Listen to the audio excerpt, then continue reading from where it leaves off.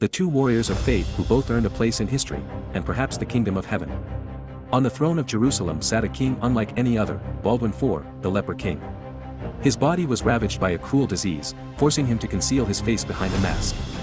His right arm lay numb, useless, but Baldwin was a man of indomitable spirit.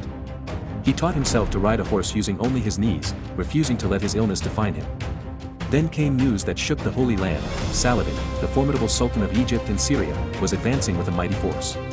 Baldwin, weakened but unbowed, could not stand idle. With only a handful of loyal men, he rode to meet Saladin head-on. Against all odds, he caught the Sultan off guard. At the head of his troops, Baldwin held high the sacred relic of the true cross, a symbol of divine protection. The young king, barely 16, fell to his knees and prayed with the fervor of a man who had nothing left but faith. And faith delivered.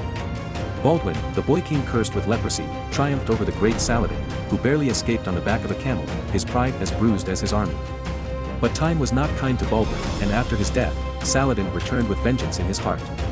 At the Battle of Hattin, he crushed the Crusaders and seized Jerusalem. The city braced for bloodshed. After all, Christians had butchered Muslims a century before. Yet Saladin, wise beyond wrath, showed mercy where others expected cruelty. "I warn you," he told his men, "against shedding blood, for blood never sleeps."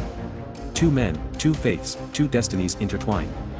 Both etched their names into the annals of history, their legacies forever tied to the sands of Jerusalem.